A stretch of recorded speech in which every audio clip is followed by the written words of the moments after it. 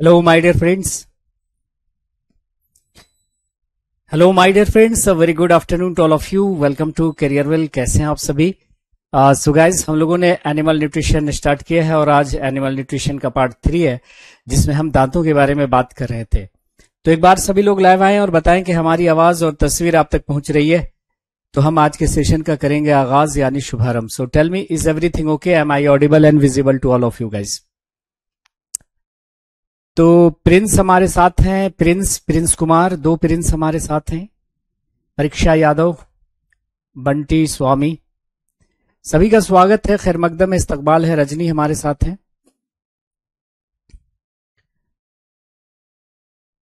बंटी स्वामी, Prince, Bipin, विश्वास, बिल्कुल present हैं आप लोग। राधे राधे।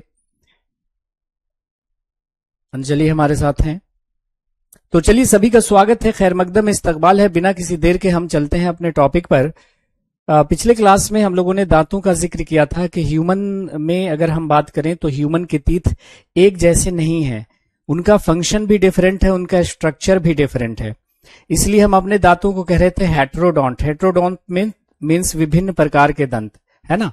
विभिन्न प्रकार के दंत हमारे पास थे, ठीक है। और कितने प्रकार के? तो 4 प्रकार के, आईसीपीएम। आईसीपीएम, ठीक है जी।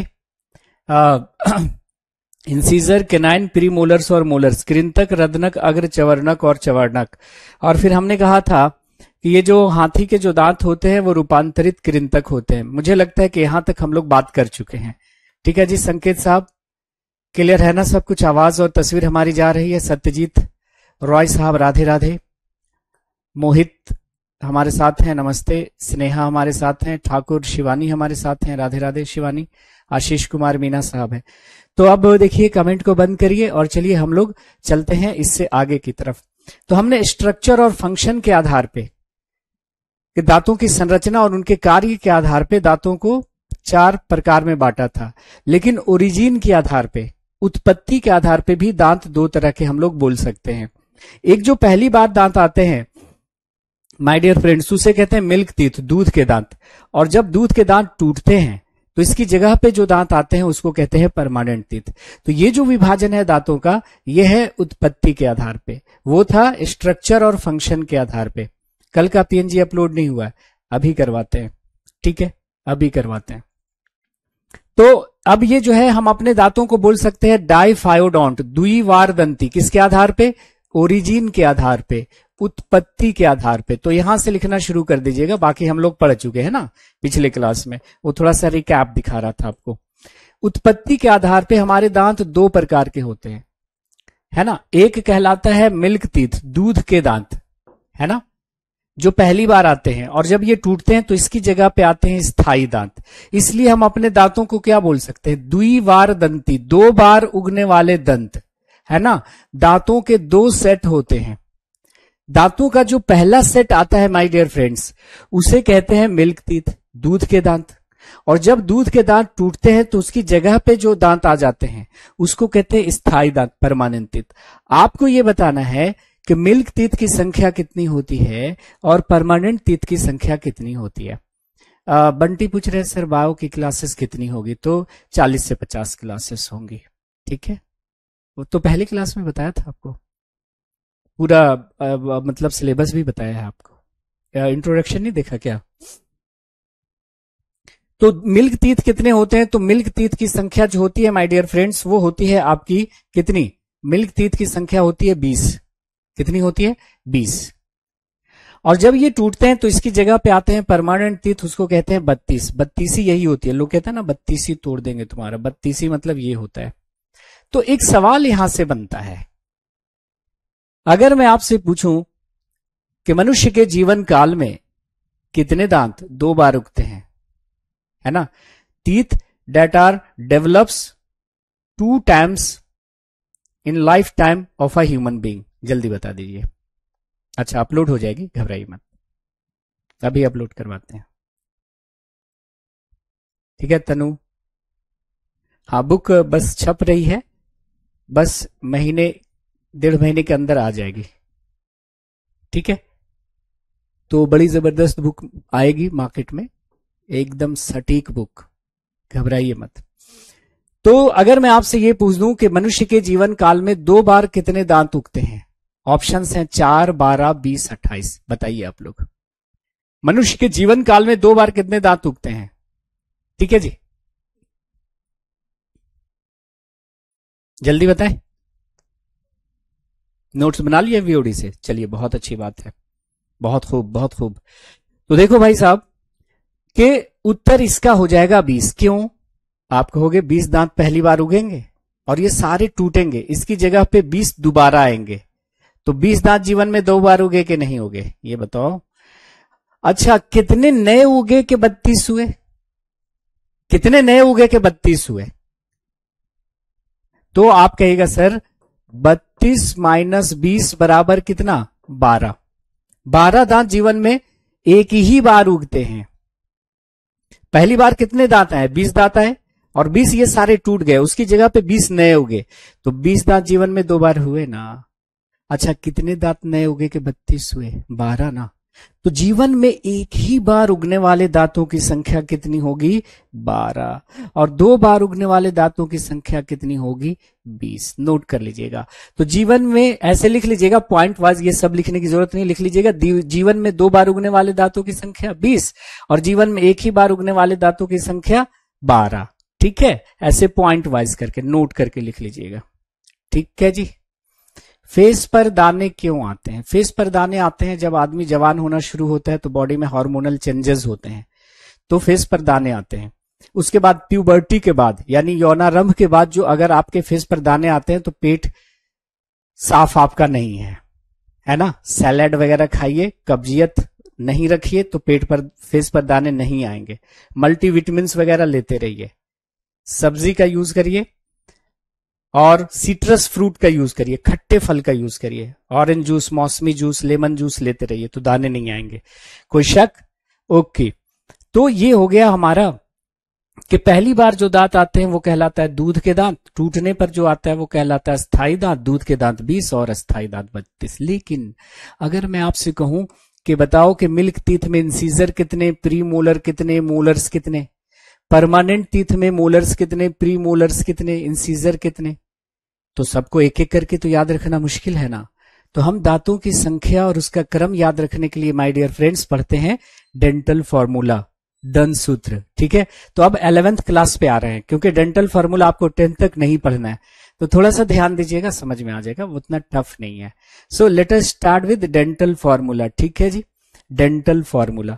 ओके, तो हम लोग पढ़ेंगे डेंटल फॉर्मूला, हिंदी में इसको कहते हैं माय डियर फ्रेंड्स दंत सूत्र। ये डेंटल फॉर्मूला जानते हैं क्या होता है?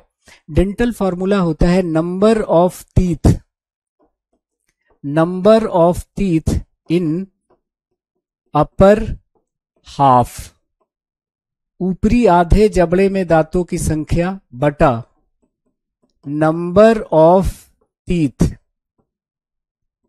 इन number of teeth in lower half,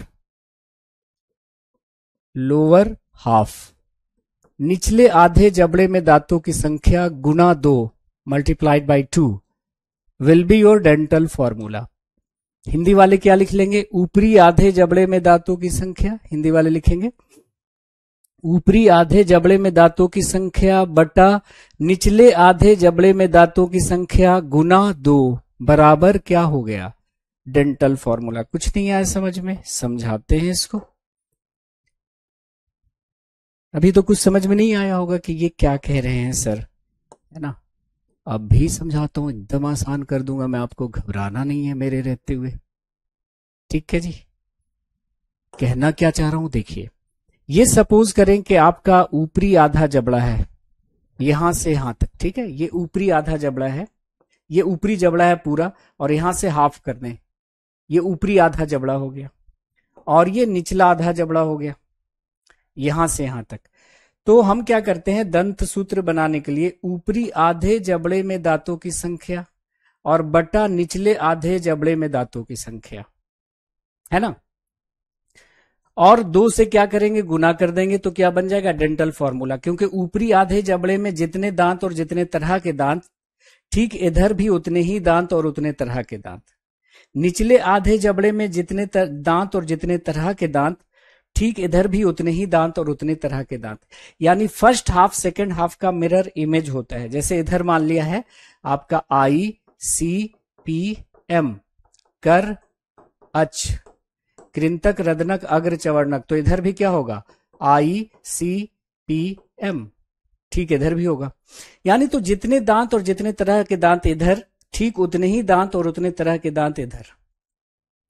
नीचे भी निचले आधे जबड़े में जितने दांत और जितने प्रकार के दांत, इधर भी उतने ही दांत और उतने प्रकार के दांत। तो हमने क्या लिया कि ऊपरी आधे जबड़े में दांतों की संख्या लिया, निचले आधे जबड़े में दांतों की संख्या लिया, और क्या कर दिया 2 से गुना कर दिया, क्योंकि जितने दांत इधर होंगे इतने दांत इधर होंगे, जितने दांत इधर होंगे इतने दांत इधर होंगे, है ना।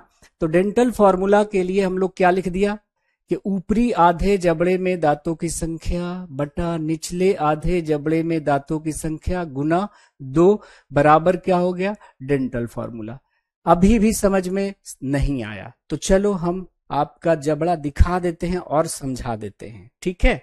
अब तो समझ में आना जरूरी है। जैसे अगर मैं आपसे कहूं कि परमानेंट टीथ का डेंटल फॉर्मूला क्या होता है, परमानेंट टीथ, स्थायी दांत, स्थायी दांत का जो डेंटल फॉर्मूला होता है वो होता है आपका, स्थायी दांत का जो डेंटल फॉर्मूला होता है वो क्या होता है,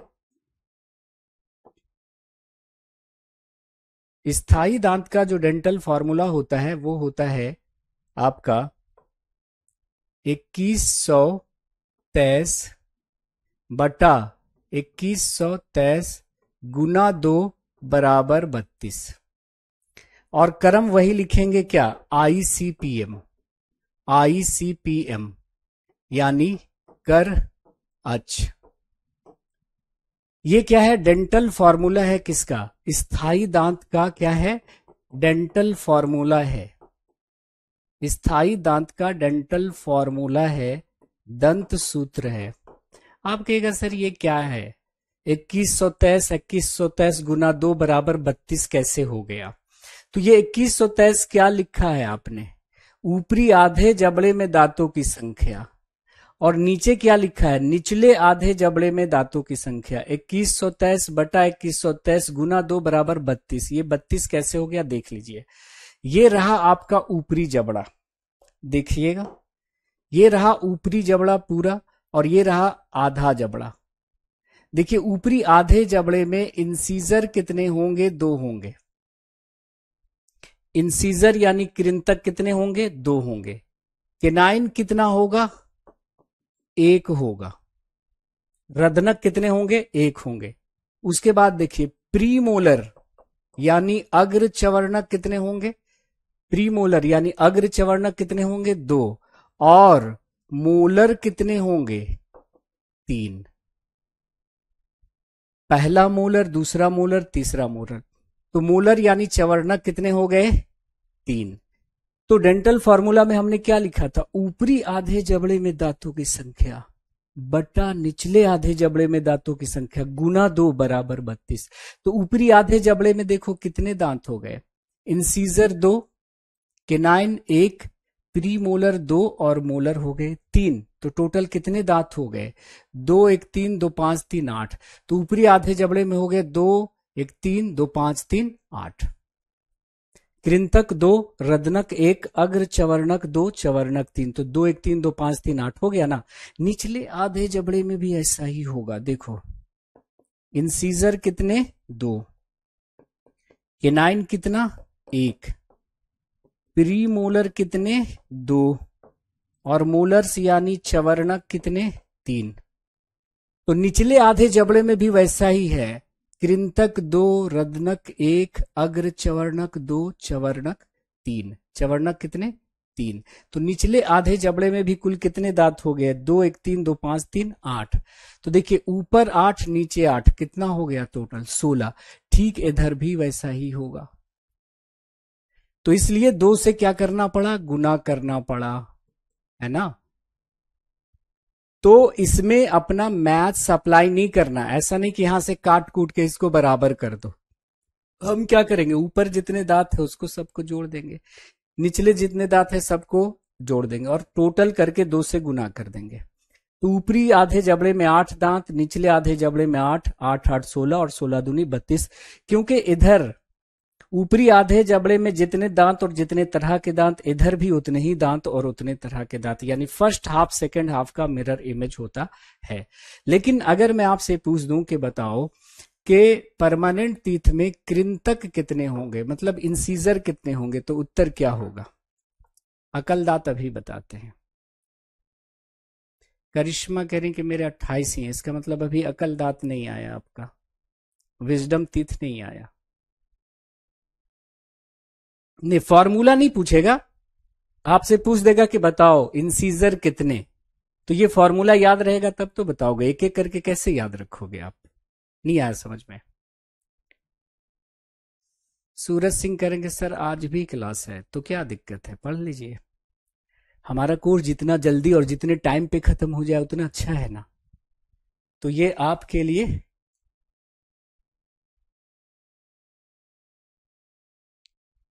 इंस्टाग्राम नहीं आ रही है, आएगी। तो अगर पूछा जाए कि इंसीजर कितने हैं, तो 2 2 4, 4 दूनी 8, ये 2 से गुना करना मत भूलिएगा, 8 हो जाएंगे। अगर पूछा जाए कि बताओ कि केनाइन यानी रदनक कितने हैं, तो 1 1 2, 2 दूनी 4। उसी तरह से पूछा जाए अग्र चवर्णक यानी प्रीमोलर कितने हैं, तो 2 2 4, 4 दूनी 8। और चवर्णक कितने हैं, तो 3 3 6, 6 दूनी 12 होगा ना।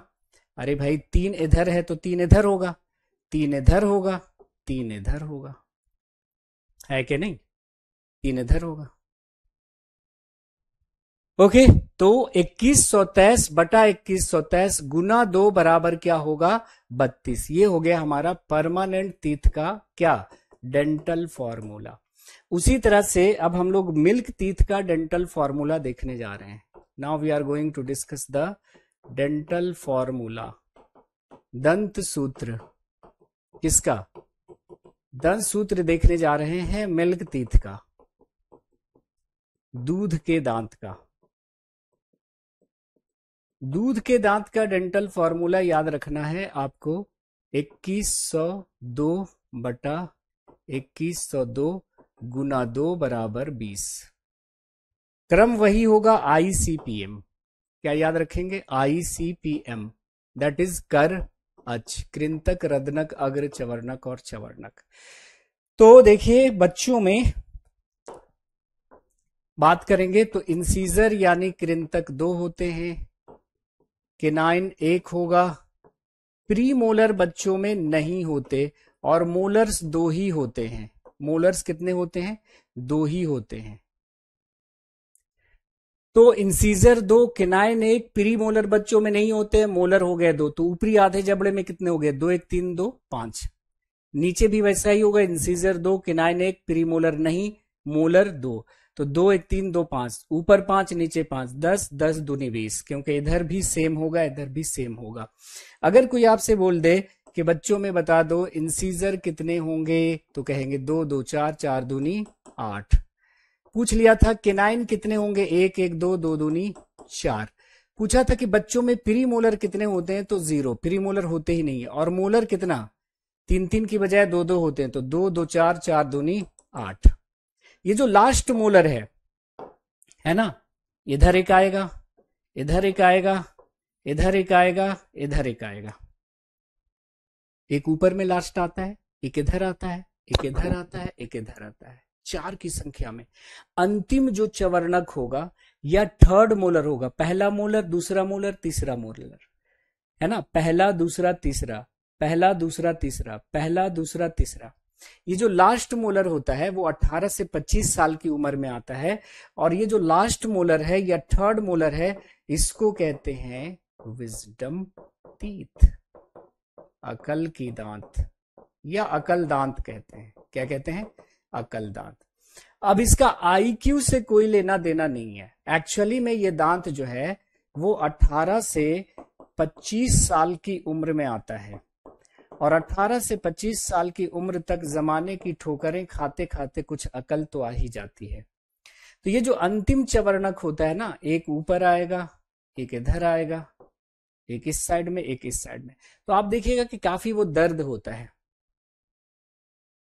काफी दर्द होगा, क्योंकि ये जबड़े आपके हार्ड हो जाते हैं ना, जबड़े के बोन हार्ड हो जाते हैं, और बच्चों में सॉफ्ट रहता है तो वो निकल जाता है आसानी से। उस समय भी दर्द करता है बच्चों को, लेकिन कम दर्द करता है। लेकिन अभी जब निकलेगा आपका ना, तो ये दर्द होगा, ये दर्द होगा।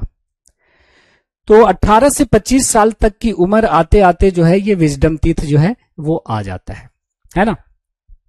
तो अगर पूछा जाए कि डेंटल फार्मूला जो है वो मिल्क टीथ का कितना है, तो 2102 बटा 2102 गुना 2 बराबर 20। तो बस याद रखना है कि भाई परमानेंट टीथ का 2123 और इसका 2120। हो गया सबको? कोई दिक्कत समझने में? आया डेंटल फार्मूला समझने में? किसी को कोई प्रॉब्लम है? नहीं है ना? चलिए, अगर आपसे पूछा जाए कि भाई विजडम टीथ क्या होता है, अकल की दांत क्या होती है, तो कहिएगा सर ये क्या होता है, लास्ट मोलर, लास्ट मोलर या थर्ड मोलर, अंतिम चवर्णक, अंतिम चवर्णक, या जो तीसरा चवर्णक होता है, अंतिम चवर्णक या तीसरा चवर्णक जो है वो कहलाता है आपका विजडम टीथ। कितनी संख्या में होगी? 4 की संख्या में, 4 इन नंबर, 4 इन नंबर, 4 की संख्या में, 4 की संख्या में, 4 इन नंबर, 4 की संख्या में। एक ऊपर आएगा, एक नीचे आएगा, एक ऊपर एक नीचे, है ना। अच्छा, एक चीज याद रखना कि जो विजडम टीथ है एक वेस्टिजियल ऑर्गन होता है, एक अवशेषी अंग होता है। वेस्टिजियल ऑर्गन कहने का मतलब क्या हुआ कि वो ऑर्गन जो हमारी बॉडी में रहते हैं, वो अंग जो हमारी बॉडी में रहते हैं, लेकिन उनका कोई फंक्शन नहीं होता, उनका कोई कार्य नहीं होता। तो वो अंग जो हमारे शरीर में उपस्थित तो हैं लेकिन कोई कार्य नहीं करते, ऐसे अंगों को कहते हैं अवशेषी अंग। उसमें से एक हमारा है कौन? एक हमारा है विजडम टीथ। क्या है? Wisdom teeth.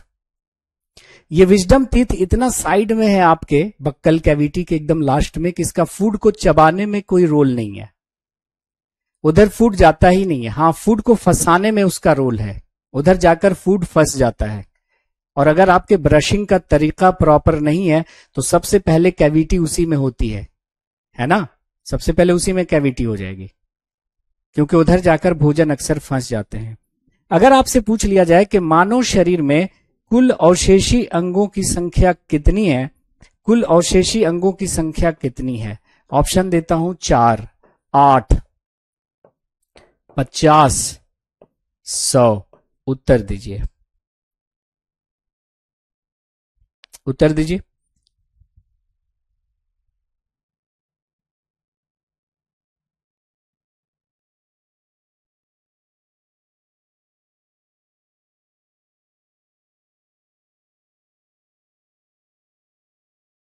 मैं 25 की हूं और 28 दांत, 32 दांत नहीं हुए। कोई बात नहीं, आ जाएगा। चलिए, तो उत्तर हो जाएगा, इसका उत्तर हो जाएगा माय डियर फ्रेंड्स 100। 100। हमारे शरीर में 100 अंग ऐसे हैं जिसका कोई काम नहीं है। अब हम इन वेस्टिजियल ऑर्गन को देखेंगे कहां पर? इन वेस्टिजियल ऑर्गन को हम लोग देखेंगे एकदम लास्ट जो टॉपिक हमारा होगा, ऑर्गेनिक इवोल्यूशन। 4 तो एक ही अंग हो गया ना, 4 की संख्या। विजडम टीथ एक अंग है, उसकी संख्या कितनी है? 4। ऐसे ऐसे 100 वेस्टिजियल ऑर्गन हमारी बॉडी में है जो काम नहीं करते। जैसे हमारा अपेंडिक्स भी क्या है? वेस्टिजियल ऑर्गन है। पुरुषों के जो निपल्स हैं वो क्या है? वेस्टिजियल ऑर्गन है। मनुष्यों में, अब महिलाओं में ये पोषण देते हैं बच्चों को, पुरुष में जो निपल्स हैं उसका क्या काम है ना। तो अगर पूछा जाए कि मानव शरीर में कुल अवशेषी अंगों की संख्या कितनी होती है, तो आप क्या कहिएगा? कहिएगा 100 अंग ऐसे हैं हमारी बॉडी में जो काम नहीं करते। उसमें से एक अभी याद रख लीजिए, विजडम टीथ, है ना, जो 4 की संख्या में है। और अपेंडिक्स हो गया, है ना। ये वाला हमारा ईयर पिन्ना हो गया। ये अब हम लोग अपना कान घोड़े गधे की तरह हिला नहीं सकते, तो ईयर पिन्ना को मूव करने वाले जो मसल्स हैं वो वेस्टिजियल हो गए, है ना। तो इस तरह से 100 अंग ऐसे हैं जो हमारी बॉडी में काम नहीं करते, तो उत्तर इसका 100 हो जाएगा। ठीक है, तो हमने आपसे क्या बोला था? हमने आपसे कहा था कि हम डाइजेशन को 3 सेगमेंट में देखेंगे। डाइजेशन में क्या होता है, डाइजेशन कहां होता है, डाइजेशन कैसे होता है। डाइजेशन में क्या होता है ये हमने देख लिया, कॉम्प्लेक्स फूड सिंपल फूड में कन्वर्ट होता है। डाइजेशन कहां होता है ये देख लिया हमने, पूरा डाइजेस्टिव सिस्टम आपको दिखाया। अब हम देखने जा रहे हैं कि ये डाइजेशन कैसे होता है। ये सबसे प्यारा सा सेगमेंट है, इंपॉर्टेंट सेगमेंट है, जिसमें हम एंजाइम वगैरह की बात करेंगे। डाइजेशन कैसे होता है ये जानने से पहले आप ये बताइए मुझे कि डाइजेशन करता कौन है। डाइजेशन करता कौन है? ऋतिका का उत्तर सही था, विवेक भी सही थे, शिवम गुप्ता 8 कह रहे थे, गलत हैं आप, कोई बात नहीं है, आज गलती हो गई। सत्यम भी सही है, 4 मतलब 4th नंबर या 4 की संख्या बतला रहे हैं। तो डाइजेशन करता कौन है? तो आप कहेगा sir digestion takes place by enzymes, है ना। तो स्टार्ट कर रहे हैं डाइजेशन की प्रक्रिया कि भाई डाइजेशन होता कैसे है। तो डाइजेशन होता कैसे ये जानने से पहले ये लिख लीजिए कि digestion takes place by enzymes. Digestion की जो प्रक्रिया है, डाइजेशन क्या है? कॉम्प्लेक्स कंपाउंड का सिंपल कंपाउंड में तोड़ना, और इसको तोड़ता है कौन? एंजाइम। सो पाचन की प्रक्रिया एंजाइम द्वारा संपन्न होती है। तो सवाल ये पैदा होता है कि भाई फिर ये एंजाइम क्या है ना? एंजाइम क्या है? एंजाइम क्या है? तो आप कहिएगा सर एंजाइम प्रोटीन होते हैं। क्या होते हैं? प्रोटीन्स। सारे के सारे एंजाइम क्या होते हैं? प्रोटीन, एक्सेप्ट एक एक्सेप्शन है, जरा उसे याद रख लीजिएगा। सारे के सारे एंजाइम प्रोटीन होते हैं। अपवाद अगर पूछ लिया जाए तो उत्तर आप लोग बता दीजिए। उत्तर है आपका राइबोजाइम। क्या है? राइबोजाइम। राइबोजाइम जो है वो आरएनए है जो एंजाइम जैसा फंक्शन करता है। तो अगर पूछा जाए कि एंजाइम क्या होते हैं तो प्रोटीन होते हैं। सारे के सारे एंजाइम प्रोटीन होते हैं। ठीक है, हाँ डाइजेशन होता है डाइजेस्टिव सिस्टम में, लेकिन डाइजेशन करता कौन है? तो एंजाइम करता है। और एंजाइम क्या होते हैं? प्रोटीन होते हैं। या लिखा रहेगा कि एंजाइम बायो कैटालिस्ट होते हैं, जैव उत्प्रेरक होते हैं। ये बायो कैटालिस्ट क्या है?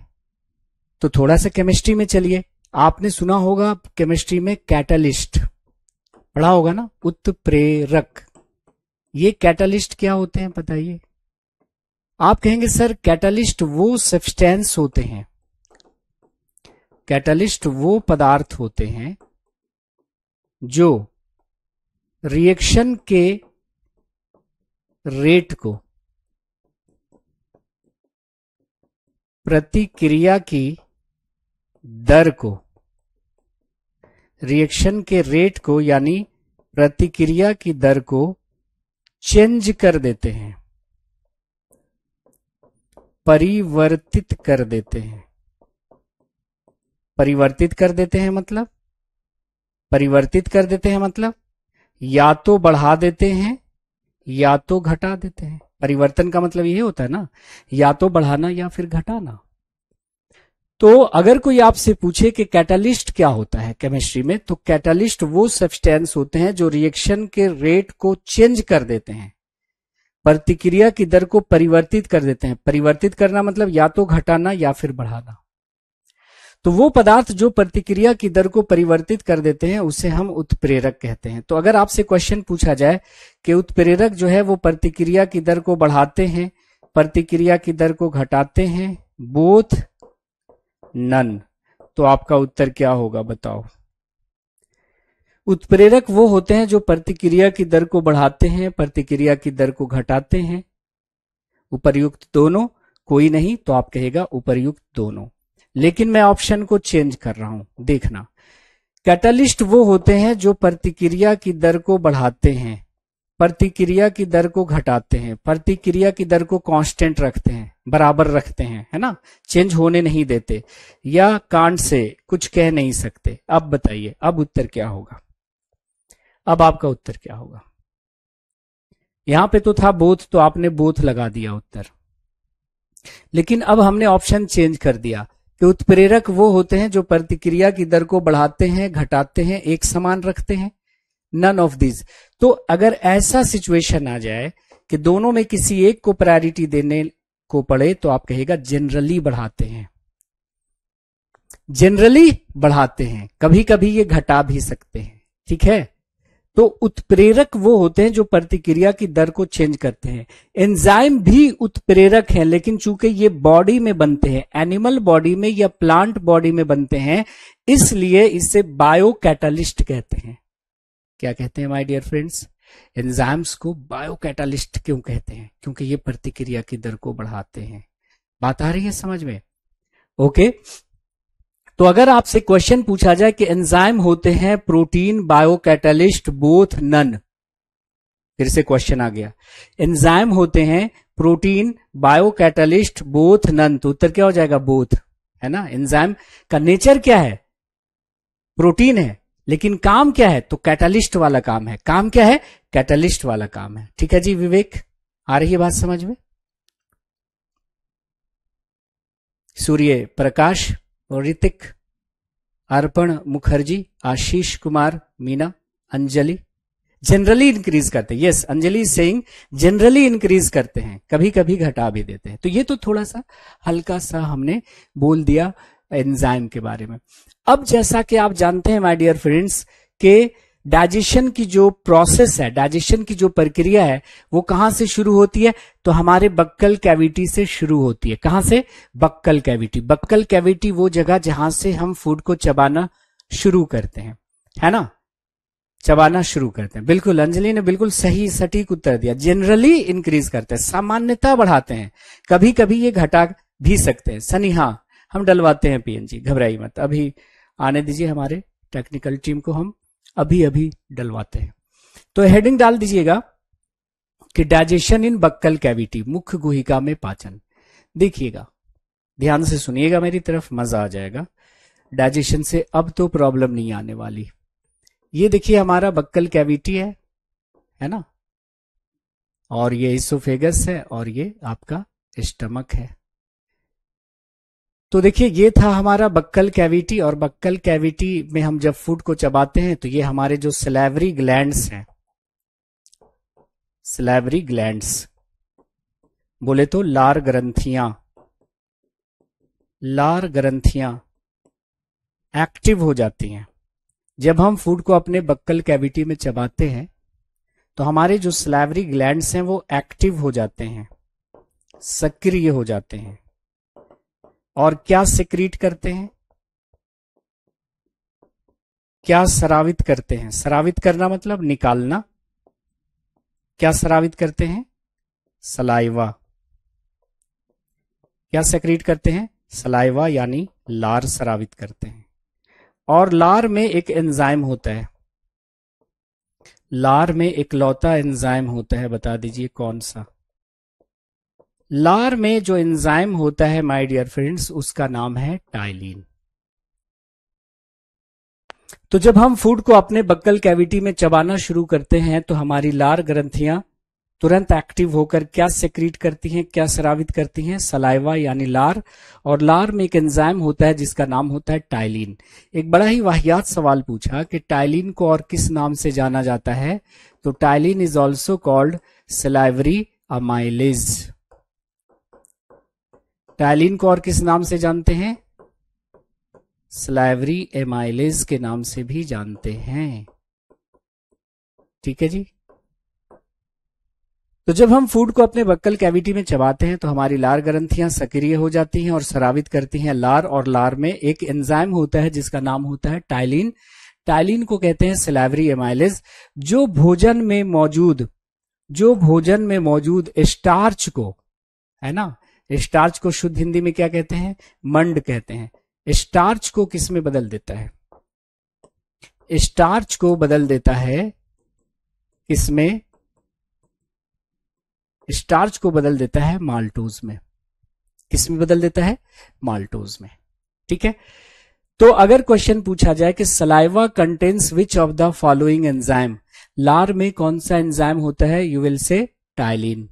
Ptyalin is also called salivary amylase.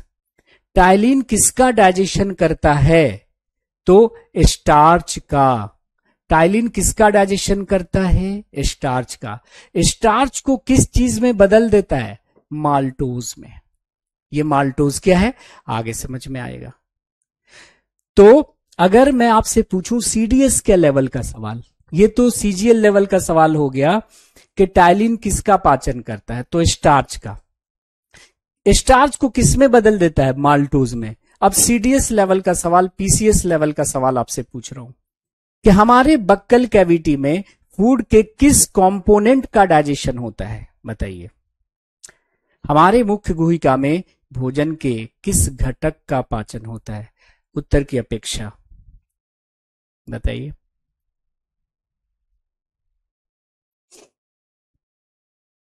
बताइए। हम शुक्ला, बिल्कुल सही था आपका।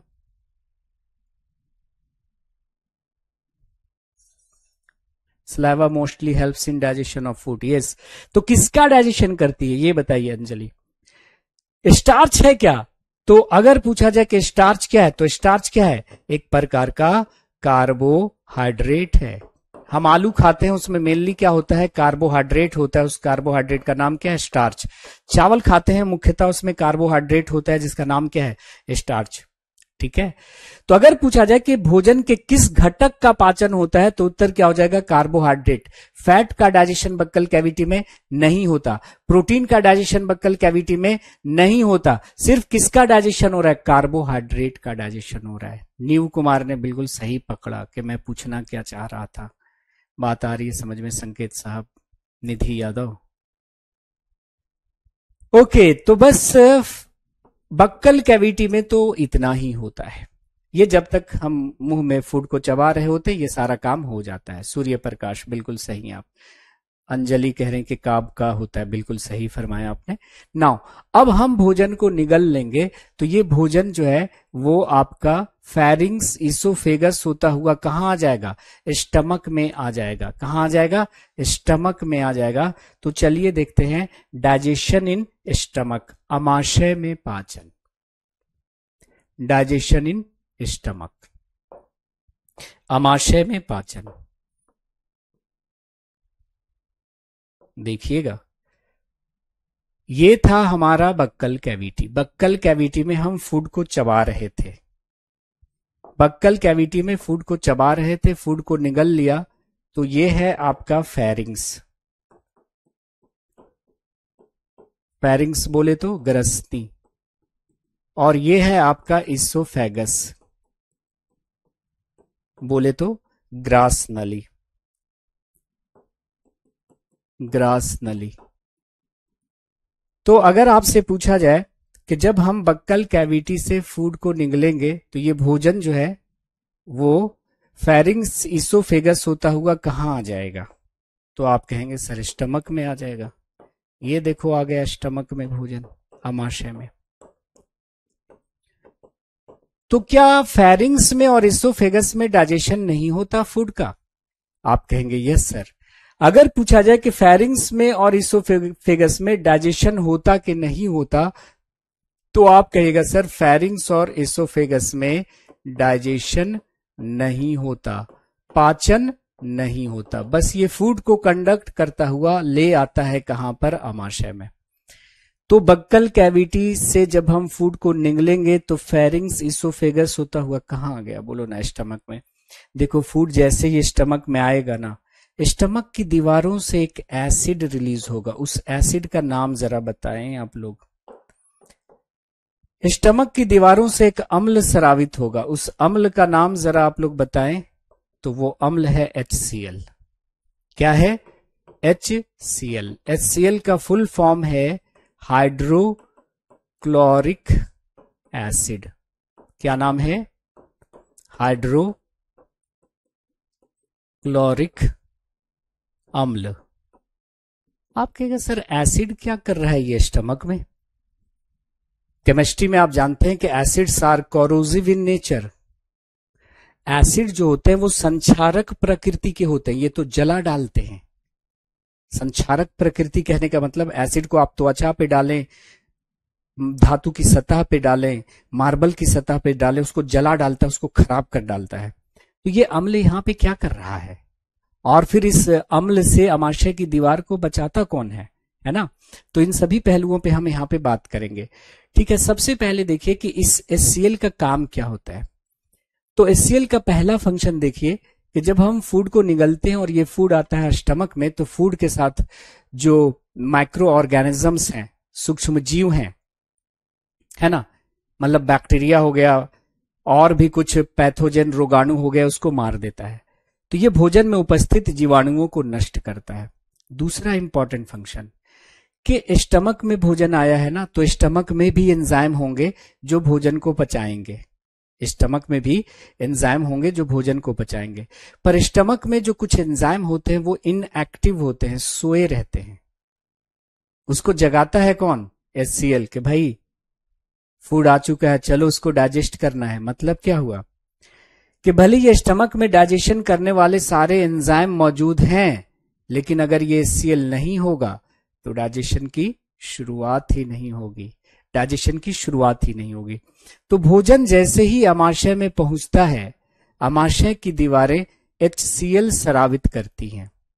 When food reaches to the stomach, its wall secretes HCl. When food reaches to the stomach, its wall secretes HCl. जब भोजन अमाशय में पहुंचता है तो अमाशय की दीवारें HCl स्रावित करती हैं, और HCl का कार्य क्या है कि it kills the bacteria and other pathogens present in your food. ये भोजन में उपस्थित जीवाणुओं को क्या करता है, नष्ट करता है। भोजन में उपस्थित जीवाणुओं एवं अन्य रोगाणुओं को नष्ट करता है, और ये अमाशय में मौजूद एंजाइम को एक्टिव करता है। क्या करता है, एंजाइम को सक्रिय करता है। जैसे अमाशय में एक एंजाइम होता है माय डियर फ्रेंड्स, पेप्सिनोजेन। क्या नाम है एंजाइम का, पेप्सिनोजेन। पेप्सिनोजेन नाम का एक एंजाइम होता है। ये जो एंजाइम है ना, वो इनएक्टिव एंजाइम है, निष्क्रिय पड़ा हुआ है ना, चादर ओढ़कर सोया हुआ है, इनएक्टिव है। HCl आएगा और इससे चादर खींच लिया, बन गया क्या, पेप्सिनोजेन से क्या बन गया, पेप्सिन बन गया। अब ये जो पेप्सिन हो गया ना, वो एक्टिव हो गया, सक्रिय हो गया। जैसे कोई चादर ओढ़कर सोया हुआ है, चादर आपने खींच लिया तो अब वो एक्टिव हो जाएगा। तो ये पेप्सिनोजेन है ना, यानी जेन क्या है, उसका चादर है। HCl ने वो चादर खींच लिया, क्या बन गया, पेप्सिन। अब ये जो पेप्सिन है वो किसका डाइजेशन करेगा, प्रोटीन का डाइजेशन करेगा। किसका डाइजेशन करेगा, प्रोटीन का डाइजेशन करेगा, प्रोटीन का पाचन करेगा। ठीक है, यानी अगर ये HCl नहीं होता तो ये पेप्सिनोजेन पेप्सिन में नहीं बदलता, और ये पेप्सिन प्रोटीन का पाचन नहीं करता। तो दो काम है HCl का कि it kills the bacteria present in the food, ये भोजन में उपस्थित जीवाणुओं को नष्ट करता है, और दूसरा क्या है बताइए, it activates the enzymes present in the stomach, ये अमाशय में उपस्थित एंजाइम को सक्रिय करता है। तो ये दो फंक्शन हो गए इसके। तो एक सवाल पूछा गया कि अगर कोई व्यक्ति है और उसकी व्यक्ति का कोई दुर्घटना हो गया है, और उस दुर्घटना में उस व्यक्ति के अमाशय में जो HCl स्रावित करने वाली कोशिकाएं थी वो नष्ट हो गई हैं। HCl स्रावित करने वाली कोशिकाएं नष्ट हो गई हैं, तो बताइए उस व्यक्ति में किसका पाचन प्रभावित होगा, किसका पाचन प्रभावित होगा, है ना। ये क्वेश्चन है, तो बताइए इसका उत्तर क्या होगा। क्वेश्चन क्या है, एक व्यक्ति है और उसका कोई अज्ञात दुर्घटना हो गया है, और उस दुर्घटना के कारण अम्ल स्रावित करने वाली कोशिकाएं क्षतिग्रस्त हो गई हैं, तो उस व्यक्ति में किसका पाचन प्रभावित होगा, किसका पाचन प्रभावित होगा। तो उत्तर हो जाएगा केवल प्रोटीन का। क्यों, क्योंकि देखो HCl क्या कर रहा था, पेप्सिनोजेन को किस में बदल रहा था, पेप्सिन में। और पेप्सिन डाइजेशन किसका कर रहा था, प्रोटीन का। किसका डाइजेशन कर रहा था, प्रोटीन का। तो अगर ये HCl नहीं होगा, है ना, अगर अम्ल स्रावित करने वाली कोशिकाएं क्षतिग्रस्त हो गई हैं तो HCl स्रावित नहीं होगा। जब HCl स्रावित नहीं होगा तो ये पेप्सिनोजेन पेप्सिन में नहीं बदलेगा और फिर प्रोटीन का पाचन नहीं होगा। तो क्वेश्चन को कह रहा है कि यदि किसी अज्ञात दुर्घटना से किसी व्यक्ति के पेट की दीवार की अम्ल स्रावित करने वाली कोशिकाएं क्षतिग्रस्त हो गई हैं तो किसका पाचन प्रभावित होगा। उत्तर है केवल प्रोटीन का। किसका, केवल प्रोटीन का। अब सवाल ये पैदा होता है कि आमाशय की दीवारों को HCl के प्रकोप से बचाता कौन है। HCl तो जला डालेगा ना आमाशय की दीवारों को, तो आमाशय की दीवारों को HCl के प्रकोप से बचाता कौन है। तो ये देखिए, ये मान लिया कि आमाशय आपका है और ये आमाशय की दीवार है। आमाशय की दीवार पर एक लेयर होती है, एक परत होती है, उस परत का नाम है श्लेष्मा की परत। ठीक है, तो ये है आपका स्टमक यानी आमाशय, और ये आमाशय के ऊपर है आपका म्यूकस मेम्ब्रेन, श्लेष्मा की परत।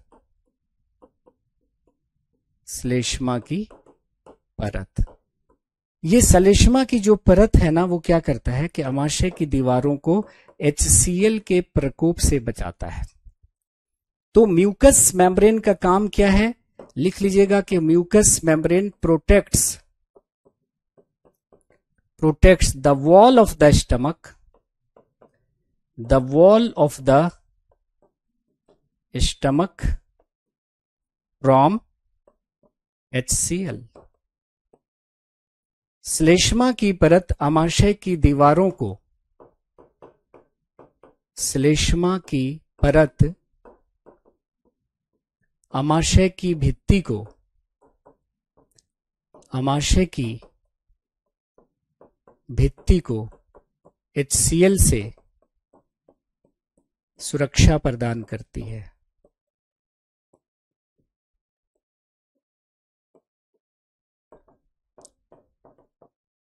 ठीक है, लेकिन आप जानते हैं कि आपने अगर ज्यादा खाना खा लिया है या खराब खाना खा लिया है या समय पर नहीं खाया है तो HCl ज्यादा सेक्रीट हो जाता है, और HCl का ज्यादा सेक्रीट हो जाना कहलाता है एसिडिटी। क्या कहलाता है, एसिडिटी। एसिडिटी का मतलब HCl का ज्यादा स्रावित हो जाना। अगर आपने एसिडिटी को कंट्रोल में नहीं रखा तो ये HCl की मात्रा ज्यादा बढ़ेगी, जिससे आपके आमाशय की दीवारों में जख्म हो जाएगा, घाव हो जाएगा। और आमाशय की दीवारों में घाव हो जाना ये कहलाता है आपका पेप्टिक अल्सर। क्या कहलाएगा, पेप्टिक अल्सर कहलाएगा। अल्सर मतलब क्या होता है, जख्म या घाव। आमाशय की दीवारों में घाव हो जाएगा।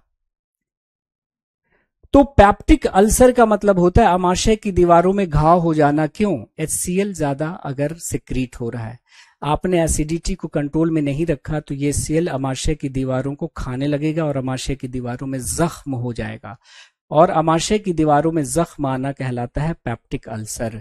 तो याद कर लीजिएगा माय डियर फ्रेंड्स कि पेप्टिक अल्सर के दो कारण होते हैं। Peptic ulcer,